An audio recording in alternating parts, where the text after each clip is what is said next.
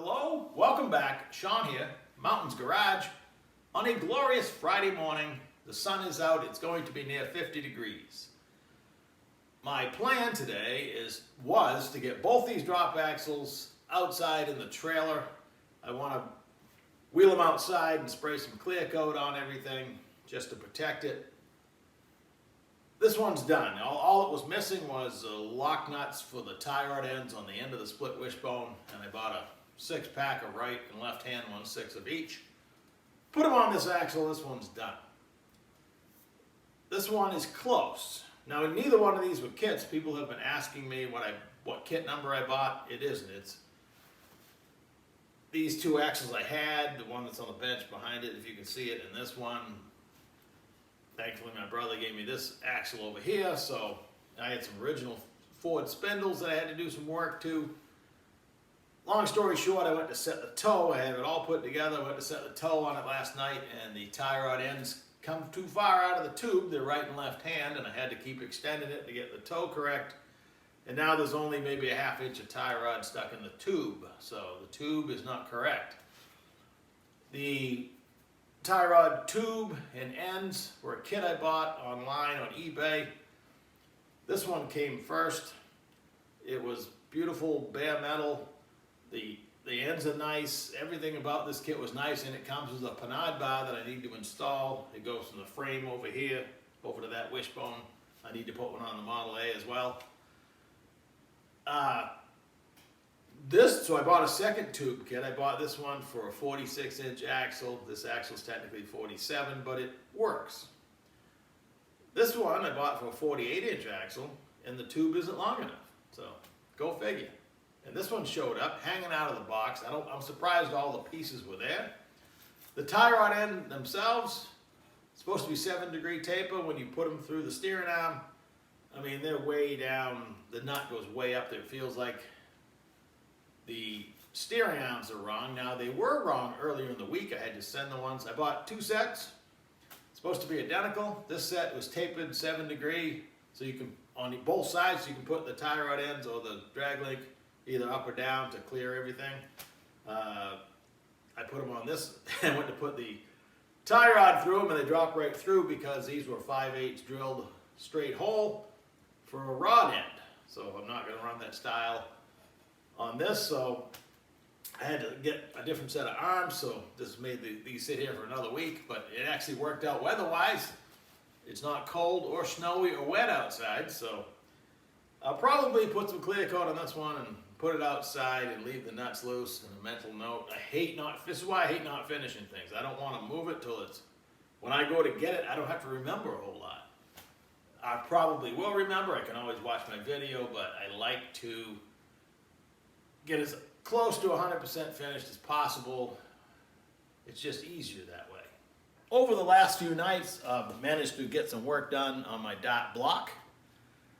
For all the reasons that I was able to get this block, it was abandoned by the Ilmo program and passed through the system, if you will, finally into my hands. It was flunked, if you will, because the bores are rusty. It almost looks like it was honed and then left to sit and rusted. And there was just some stains in the bores. I was quite confident looking at it. Again, I'm in a warehouse. Everyone has an oily red tag. They're all dirty. They're uncovered. Again, they're in a dusty warehouse. It's hard to pick a good one, so I'm looking at the red tag, the failure tag, finding the least. I don't want, a damaged bore or a broken bly. Lots of reasons why I wouldn't want the block, even though there's broken ones there and everything. You have to pick through them. I picked one that said rusty bores with hopes I could save it. Now, at the time, I didn't. Again, I say this a lot, but I usually learn more about stuff after I get it. If you had time to do the research, that'd be great. Doesn't always happen that way. This is a short deal, but anyway, long story short. Over the last few nights, I've been rubbing on, like I say, all the reasons I have it are all the reasons it's a lot of work. It's dirty. In order to hone the block, my buddy Charlie had bought an ICT billet torque plate that I borrowed, and my brother a few years ago had let me store, at least here, his rigid hone, and I'd actually never used it before. This particular one is really nice. So I did a little studying, watched a few videos on honing, and step one, you should torque the mains. Well, of course, like I said, everything's loose and dirty, so I had to come up with a way to remove the main caps. They're billet, they're doweled, and they're splayed in the middle, so you got to remove all the studs. But they're nice enough to give her a threaded hole right in the middle, 5/16 course. My little slide hammer is 3/8 course, so I made a little adapter that just threads on. And that allowed me to remove the caps with just a thunk. 2 thunks most of the time because they're really tight. The register is really nice.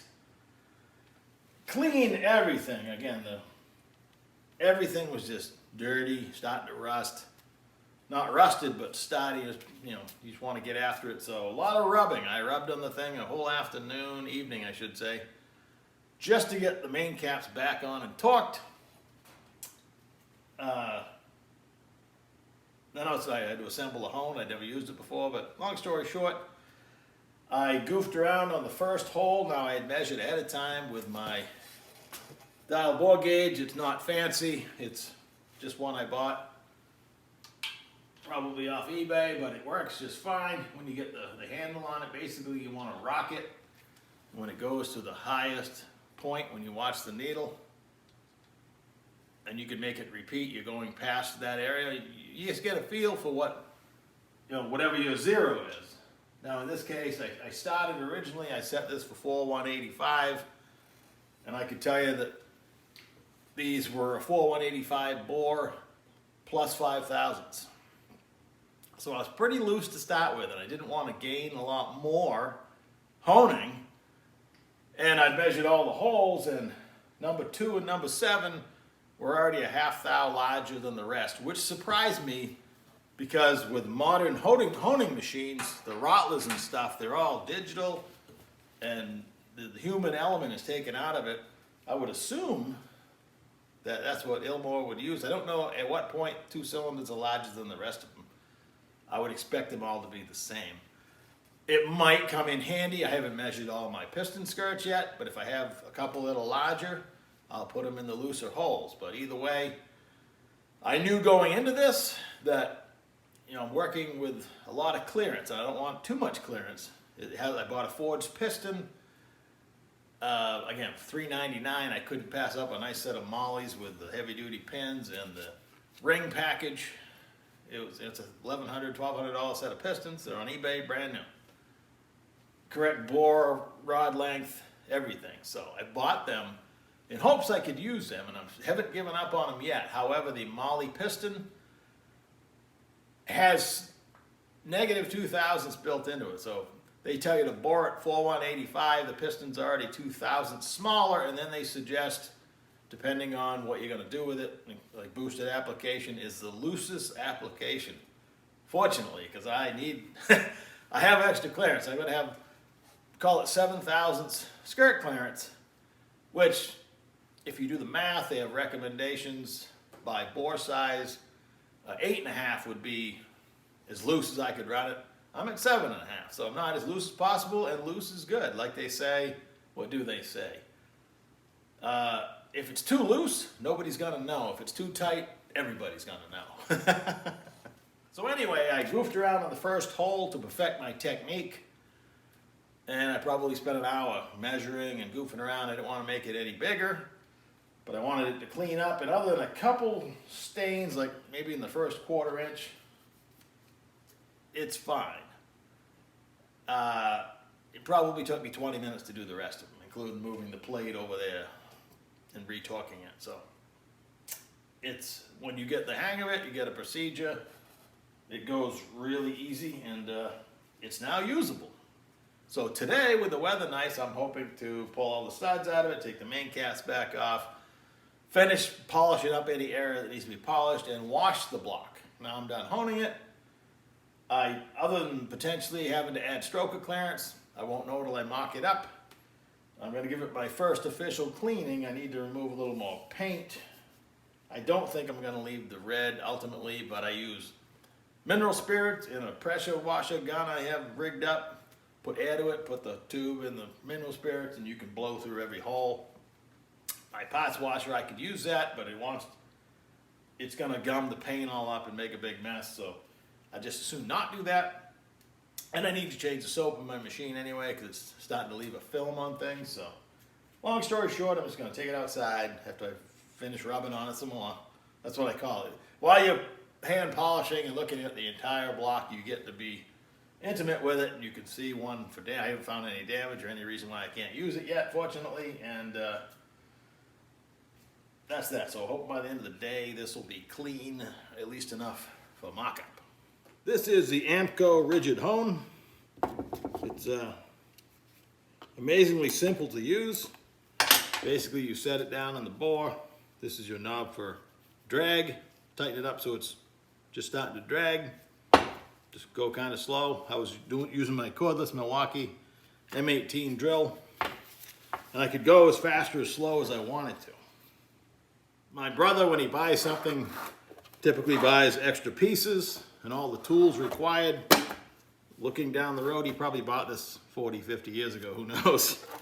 It has all the, including the extra size ones. Fortunately, I needed the larger sizes. When you look through the chart here, you know, engines weren't that big back then, so it's nice to have access to a quality tool. I haven't even looked if they're still available, but I will later on. I got these cool old Krager wheels, I believe, 15 by 12. I want to scratch it. They've never had a lug nut tightened on them, but they've been sitting around a long time. The bolts are ugly, so I bought new bolts. I'm going to change them one at a time. They're all silicone together. The halves are silicone together, so it doesn't leak air. But if I go one at a time, I think it'll be fine. Try not to scratch it. They're 15 by 12, 4-inch backspace. I just like old gold stuff. Now if I can find some gold front wheels, I don't even know what I'm going to put them on, but they're just cool. They're a twin bolt pattern. Awesome. So that's all the fun today. I hope you enjoy it. The weather, the season. It's just a great day to be alive and get out in the shop and do something. Take care.